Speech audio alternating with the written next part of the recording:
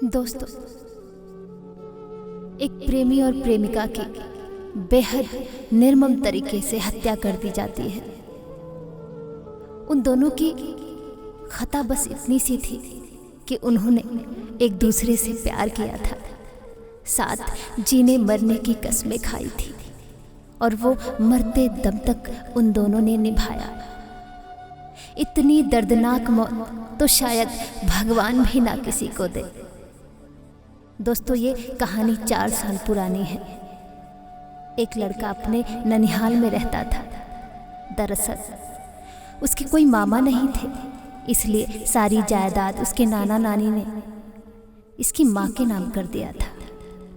इसलिए वो लड़का अपने माँ बाप के साथ अपने ननिहाल में ही रहता था। एक बहन थी और ये इकलौता भाई, इकलौता बेटा। सालों से रह रहे थे। वहीं पड़ोस की एक लड़की थी, उसी से उसे प्यार हो जाता है। दोस्तों, ये उम्र का पड़ाव, ये जवानी का पड़ाव कुछ इस कदर होता है कि सोचने समझने की क्षमता खत्म हो जाती है। यही उम्र होता है जो इंसान अपने आप को काबू में नहीं कर पाता, लेकिन हर गलती की सज़ा नहीं होती। कुछ समझदार लोग बच्चों की गलती माफ़ भी कर सकते हैं, लेकिन कुछ लोग ऐसा नहीं करते। दोस्तों, वो लड़का उस लड़की से इतना प्यार करता था कि उसके बिना रह नहीं पाता था। काफ़ी सालों तक वो दूसरों से बिल्कुल अलग ही रहते थे।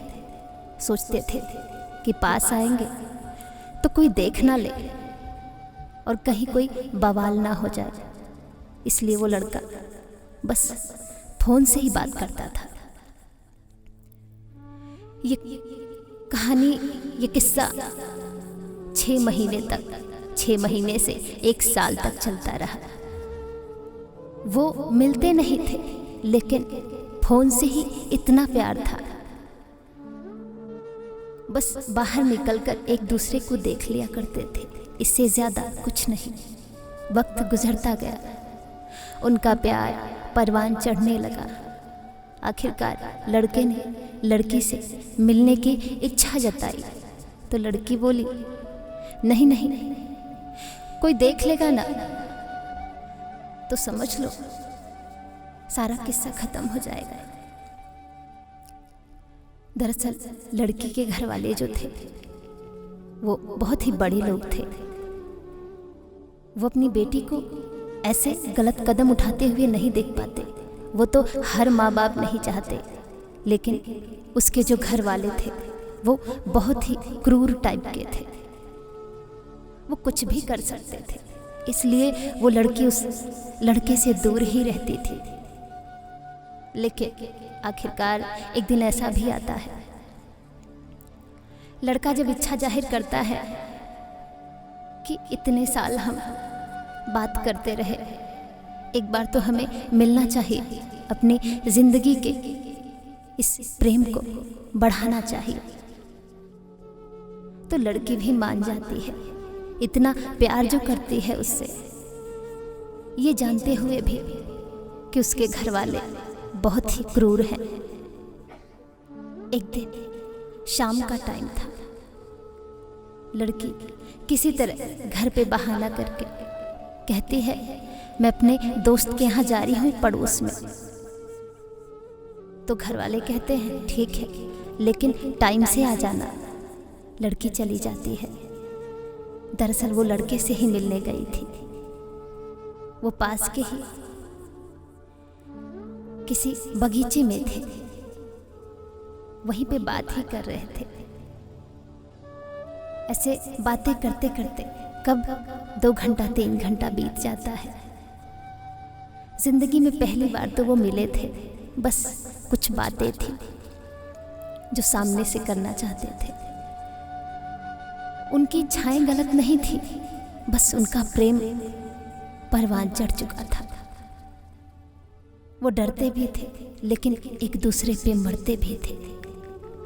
ये सब उस लड़की का भाई देख लेता है कि मेरी बहन किसी और लड़के के साथ वो घर पे जाकर अपने माँ बाप को बताता है। उस लड़की की बहुत बड़ी फैमिली थी, उसके चाचा ताऊ सब लोग वहां पहुंच जाते हैं। मौके पे पहुंचते ही ना आओ देखते हैं ना ताओ देखते हैं। पहले तो वो लोग मिलके उस लड़के का मर्डर कर देते हैं। घर से ही वो लोग पिस्तौल लेकर आए थे।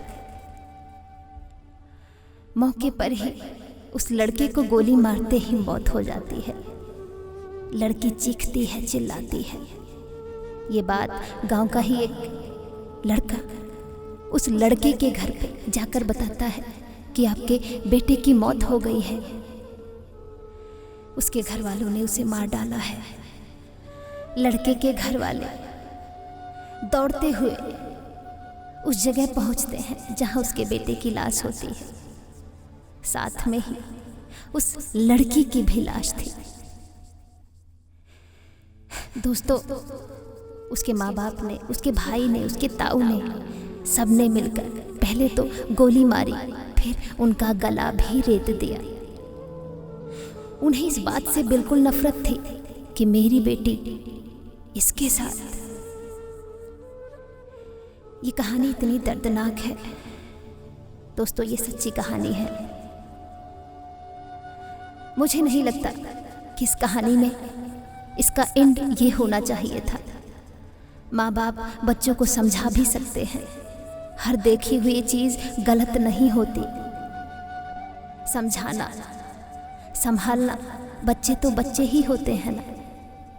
दोस्तों, आप सभी ये कहानी पूरी सुने और हमें अपनी राय कमेंट बॉक्स में ज़रूर लिखें।